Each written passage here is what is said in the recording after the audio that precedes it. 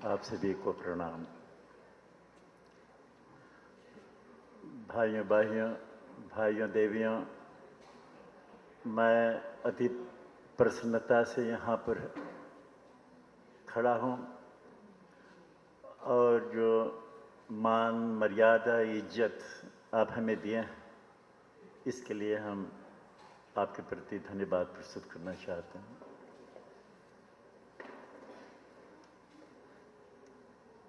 Dames en heren, ik wens bij deze gelegenheid dank uit te brengen voor de vriendelijke woorden hier aan de orde gebracht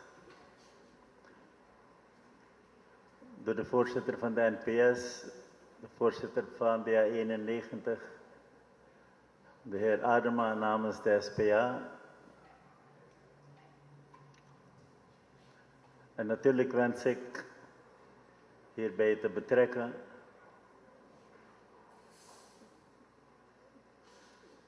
de presentatie welke gegeven is hier door de voorzitter van de VHP, de heer Santokki.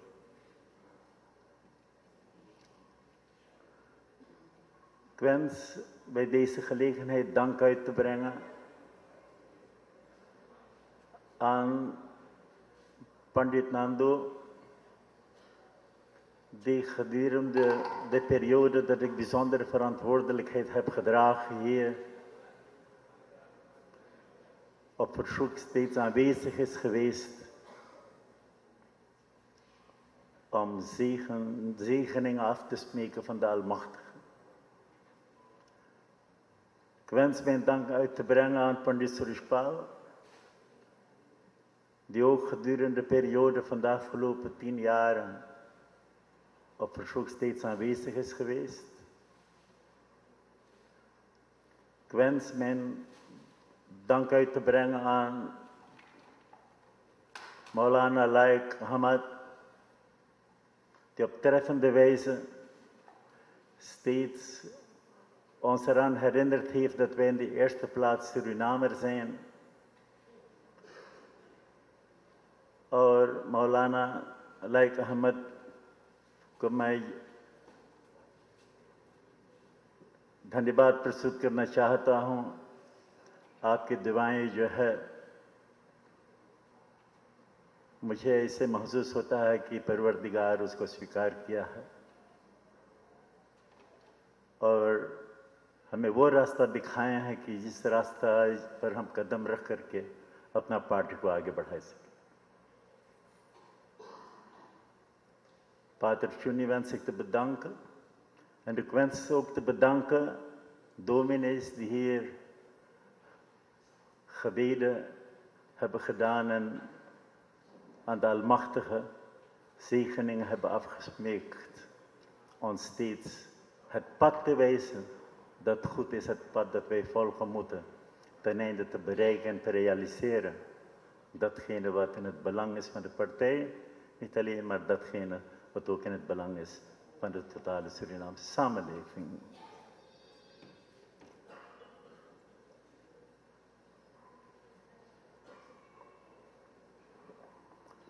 Verwijzend naar de toespraak van de voorzitter van de VHP, de heer Santokki, wens ik ook dank te zeggen aan al degenen die in de periode van 50 jaar dat ik politiek actief ben geweest binnen de VHP, daarvoor was ik propagandist. Politiek actief 50 jaar. Al diegenen die mij die ondersteuning hebben gegeven.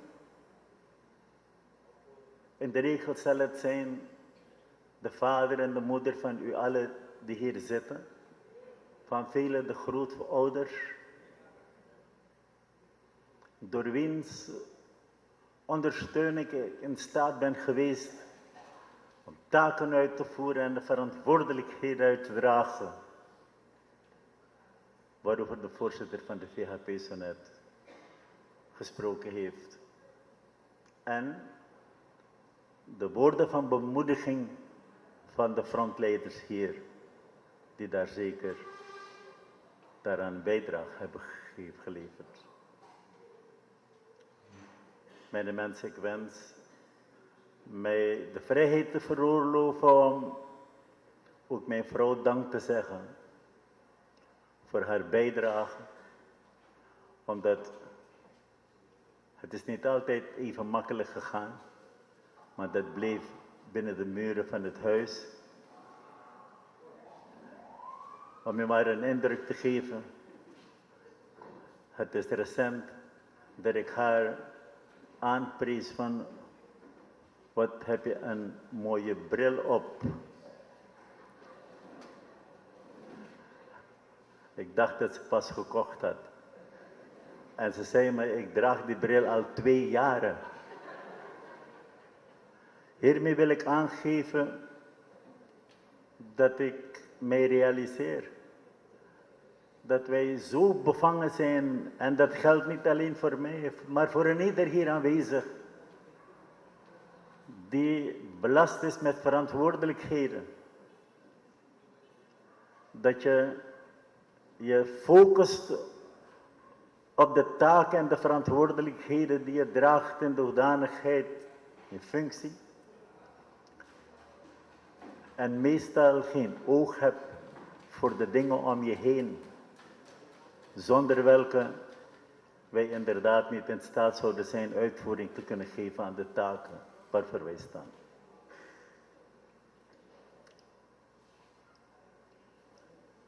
Mijn mensen, in de reeks van dankbetuigingen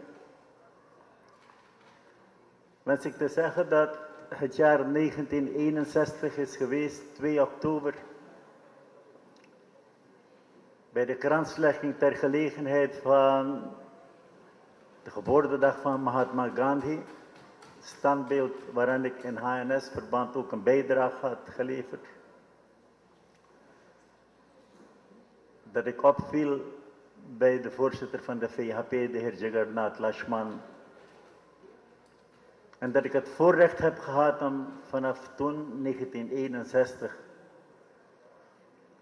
tot de avond van 18 oktober 2001, een paar uren voor zijn heengaan, dicht bij hem te staan. Mijn vrouw en ik hebben voorzitter Lakshman begeleid naar een kleindochter, Malti geheten in Nederland, Den Haag, voor een familiebezoek. We brachten hem terug, begeleidden hem tot naar zijn kamer en zijn woorden waren: Ram, je vrouw wacht op je, trek de deur achter je dicht. Het zijn de laatste woorden van voorzitter Lakshman geweest. En die boodschap moest worden gebracht naar mevrouw Lakshman. De vraag was, wie zou die boodschap moeten brengen? En ik moet dan zeggen aan de boodschapper, niet een eenvoudige boodschap in ons midden. En dat was de heer Venetiaan. Die samen met de heer Rakib Khorabux het bericht overbracht naar mevrouw Lakshman van het heengaan. Mijn mensen, als je zo terugblikt, dan lijkt het alsof de tijd zo snel voorbij is gegaan. Het was inderdaad 1953, heer voorzitter van de VHP, dat ik politiek geïnteresseerd werd door een bekende, de heer Willem Ramlakhan. Dat is de moeder van Suresh die ik hier zo net in de zaal zag lopen. Met hem samen gingen we naar de vergaderingen, de Nationale Assemblée en op de politieke podia. Ik heb het gevoel dat ik niet vaak in de gelegenheid zal zijn achter een microfoon te staan. En laat mij dan zeggen dat het de jaren 50 was, dat ik elke zondagmorgen in gezelschap van Bosverscheur, de politicus, samenkwam met andere mensen aan de waterkant. En met Bosverscheur liepen wij samen de afstand tot naar het huidige Toraja en terug. Hij is de man die mij voor het eerst geïntroduceerd heeft op het paleis. De heer Van der Schroef is een andere prominent met wie ik contact heb gehad in het kader van de verkennerij. En ik kan niet nalaten om de naam te noemen van de heer Eugène Gessel, die mij in het vak geschiedenis onderrichtte voor de hoofdakte 2 jaar, MOA geschiedenis 3 jaar, MOB geschiedenis 3 jaar. Ik wens bij deze gelegenheid dank uit te brengen aan deze personen die zeker een bijdrage hebben geleverd tot de politieke vorming, welke mij in de gelegenheid heeft gesteld tot het uitvoeren van taken waarvoor ik steeds gestaan heb in diverse functies.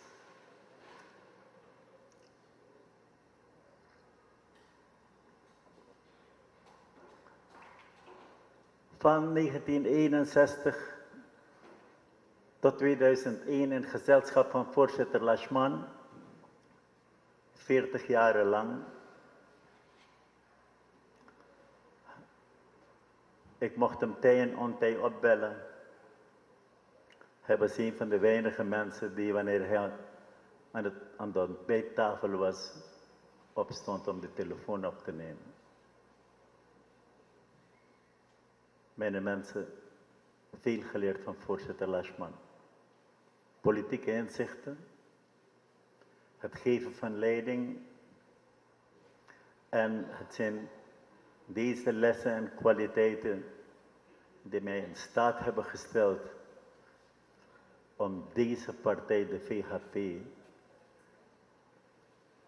10 jaar lang leiding te geven. Zonder dat er breuken en barsten zijn geweest, in eenheid. Mensen door wie ik mij ondersteund voelde en anderen van wie ik wist, die mag me niet bepaald, ziet me liever gaan dan blijven. Maar er is het recht geweest van een ieder om een eigen mening erop na te houden. De voorzitter van de VHP heeft hiervan melding gemaakt en gezegd om hem te vergeven. Wij zijn eenvoudige mensen. Vergevingsgezindheid is een goede deugd, heer voorzitter. Wij moeten verder en het is niet verstandig om te letten op de dingen die we ons verdeeld houden, verwijderd houden van elkaar. Laten wij ons focussen op die aangelegenheden die ons kunnen versterken. En dat wij dan vereend en versterkt verder uitvoering kunnen geven aan de taken waarvoor wij staan.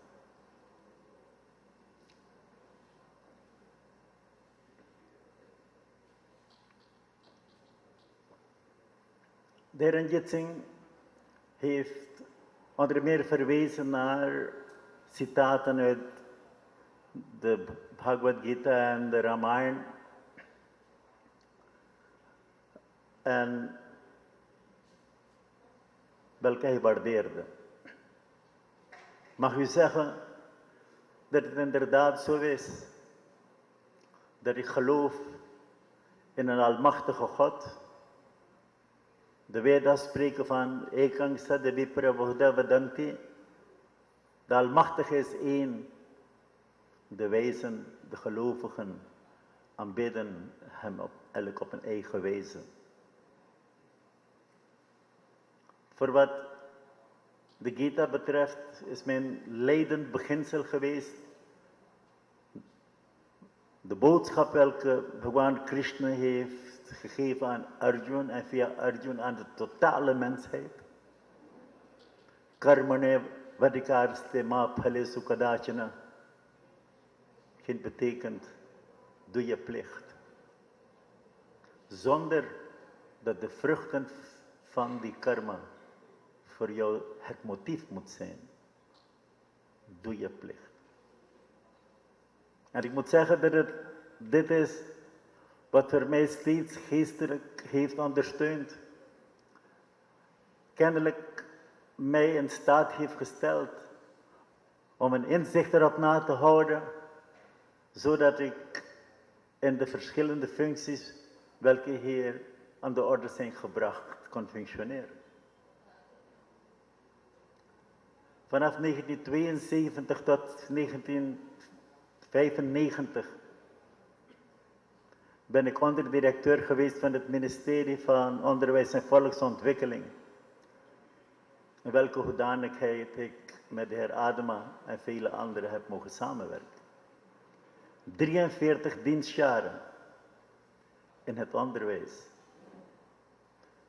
40 in officiële functies in de politiek.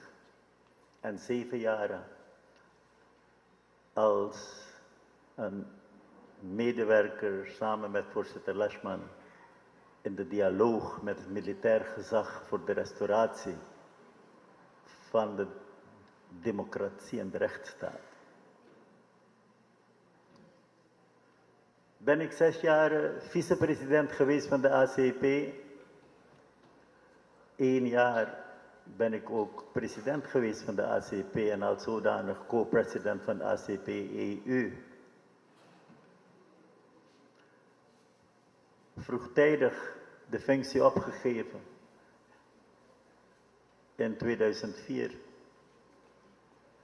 omdat ik in Suriname wilde zijn om de verkiezingen te helpen leiden, welke in 2005 zouden worden gehouden. Dames en heren, deze verantwoordelijkheden heb ik kunnen uitvoeren en u geeft mij het gevoel, heer frontleider, heer voorzitter van de VHP, en u allemaal hier aanwezig middels uw applaus, dat mijn bijdrage wordt gewaardeerd. Ik wil u daarvoor dank zeggen. Maar tegelijk eraan toevoegen dat indien uw medewerking er niet verbonden zou zijn geweest aan de taken waarvoor ik mij geplaatst voelde, ik niet in de gelegenheid zou zijn, in staat zou zijn om daar een uitvoering te geven.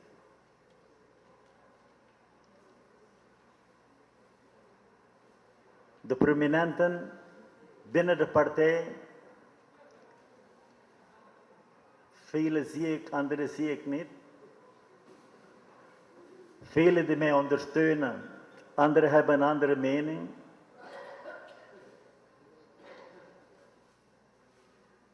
Maar de verdienste is dat ongeacht de meningsverschillen, wij 10 jaar lang hebben gediend voor dezelfde principes en idealen, welke van belang zijn geweest voor de partij. Gewag is gemaakt onder meer ook van de moeilijke beslissingen welke moest worden genomen na de algemene verkiezingen van 2010. Toen stond de VHP voor de vraag om te kiezen voor de oppositie of om te kiezen voor de coalitie. Mijn mensen, dat is natuurlijk waar. Maar de juiste toedracht is dat de VHP op het punt stond om te kiezen voor de principes welke de VHP uitdraagt.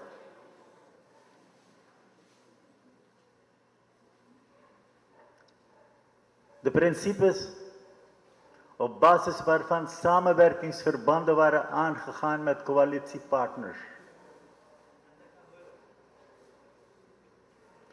Om samen te strijden.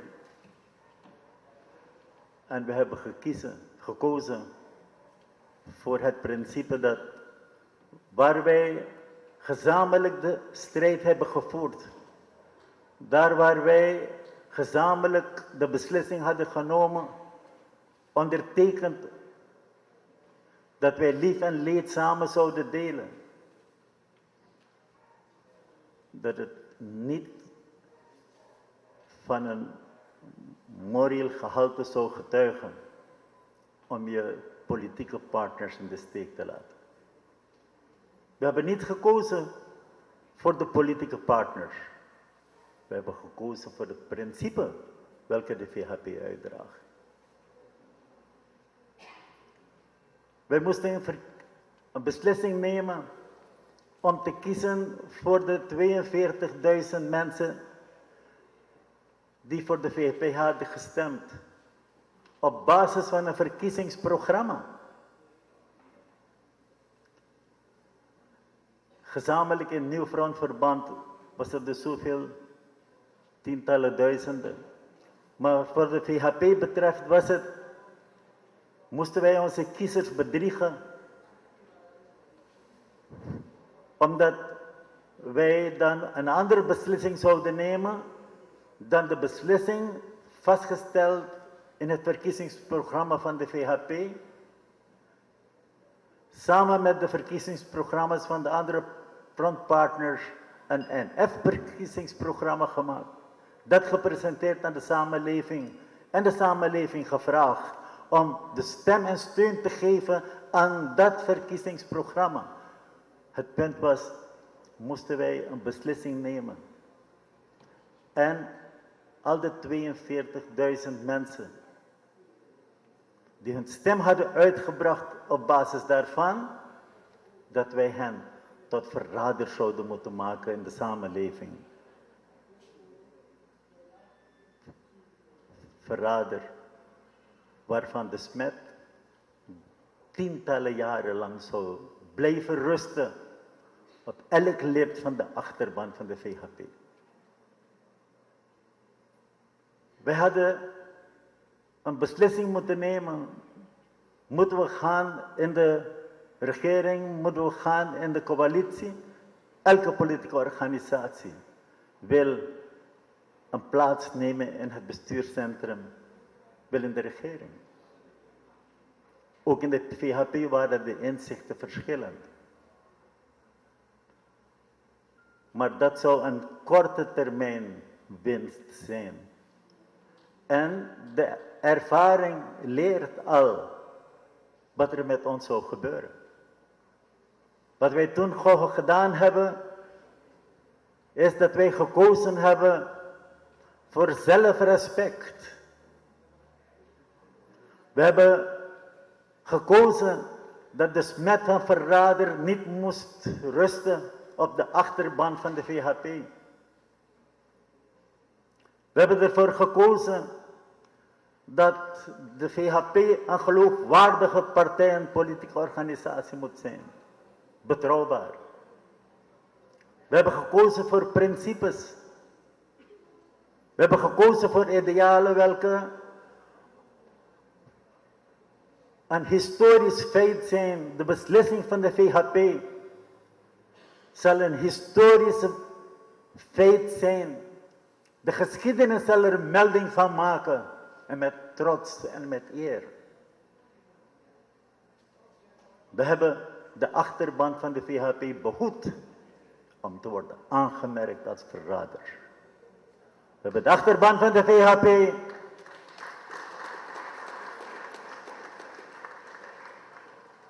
een imago gegeven. Een imago gegeven van een betrouwbare partij. We hebben aan de VHP een imago gegeven dat het een geloofwaardige organisatie is.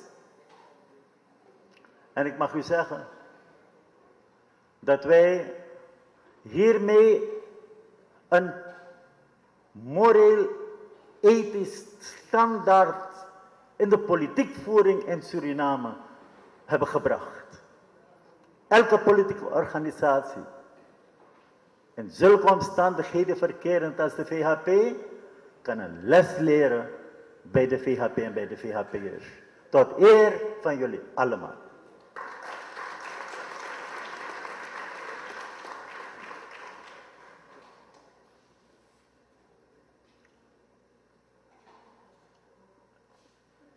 Het is mijn keuze geweest.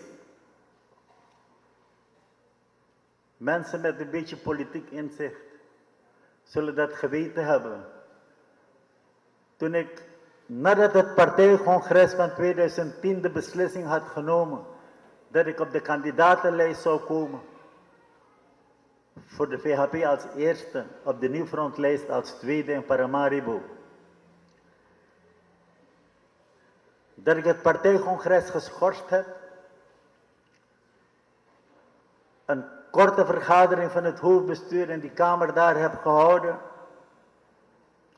en heb bedankt voor de eer.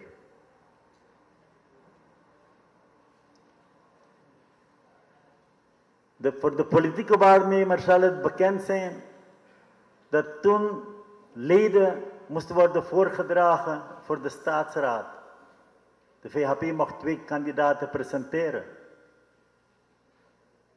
Dat ik ook mijzelf had kunnen presenteren en ik had voldoende gezag binnen de partij om mijzelf voor te dragen, samen met nog een ander lid van de partij, voor de staatsraad. Ik heb het niet gedaan. Ik zou zelf niet praten over G9. Overigens is G9 een benaming geweest die ik heb gegeven. Het was een groep van 9 personen. 9 groten. Er is wel een datum die ik nooit in mijn leven ga vergeten. Omdat ik in G9 zag de vrienden met wie ik elke dag samen was.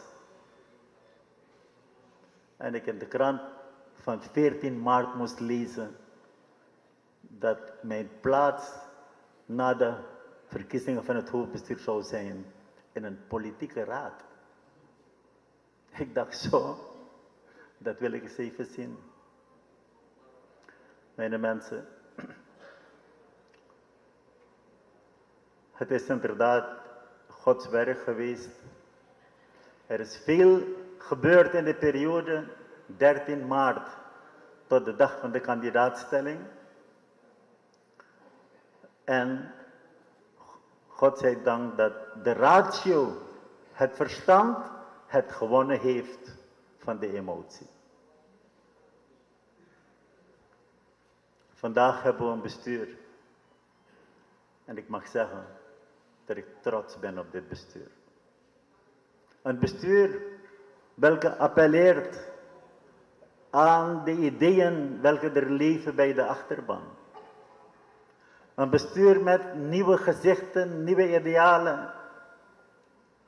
Een bestuur van jongeren waarbij het contact met de achterban, welke voor een belangrijk deel uit jongeren bestaat, adequaat is. Kundig bestuur. Een VHP-hoofdbestuur waar wij kunnen zeggen dat dit bestuur in een positie verkeert